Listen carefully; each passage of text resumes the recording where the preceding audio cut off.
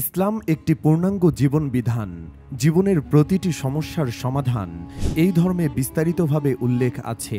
এমনকি আগুন লাগার মতো বিপজ্জনক পরিস্থিতিতেও ইসলাম দিয়েছে করণীয় নির্দেশনা। রাসূলুল্লাহ সাল্লাল্লাহু আলাইহি ওয়াসাল্লাম বলেছেন, তোমরা যখন কোথাও আগুন দেখতে পাও তখন তাকবীর দাও, কারণ তাকবীর আগুন নিভিয়ে দেয়। তাকবীর হলো আল্লাহু আকবার, আল্লাহু আকবার, অর্থাৎ আল্লাহ মহান, আল্লাহ মহান। ইসলামের দৃষ্টিতে আগুনে পুড়ে মৃত্যু হলে সে ব্যক্তি শহীদের মর্যাদা পান।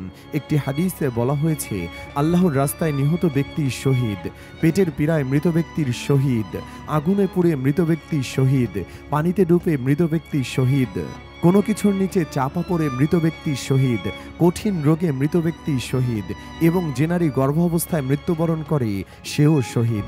তবে যুদ্ধের শহীদদের মতো নয়। এই শহীদের গোসল করিয়ে কাফন, জানাজা ও দাফন স্বাভাবিক নিয়মেই করতে হবে। আগুনে পুড়ে কিংবা যন্ত্রণাদায়ক রোগে মৃত্যু হলে শহীদের মর্যাদা দেওয়ার কারণ হলো এই মৃত্যু খুবই কষ্টদায়ক। এই কষ্টের কারণে আল্লাহ তাদের গুনাহ মাফ করে দেন এবং উচ্চ মর্যাদা দান করেন। ইমাম ইবনে তাইমিয়া রহিমাহুল্লাহ বলেন, আগুন যত ভয়াবহই হোক, তাকবীর দিলে তা নিভে যায়, আর আজান দিলে শয়তান পালিয়ে যায়।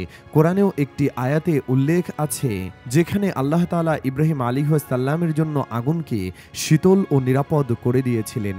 আয়াতটি হলো, ইয়া নারু কুনি বারদাও ওয়া সালামান আলা ইব্রাহিম, অর্থাৎ হে আগুন, তুমি ইব্রাহিমের জন্য শীতল ও নিরাপদ হয়ে যাও। তাই কোথাও আগুন লাগলে আতঙ্কিত না হয়ে প্রথমে নিরাপত্তামূলক ব্যবস্থা নিন, আর সঙ্গে সঙ্গে আল্লাহর দিকে ফিরে তাকবীর বলুন, আজান দিন, কোরআনের আয়াত পড়ুন। আল্লাহর রহমত চাইলে প্রতিকারও হবে, নিরাপত্তাও আসবে, আর মৃত্যু যদি আসে তা হবে শহীদের মর্যাদায়। সুবহানাল্লাহ।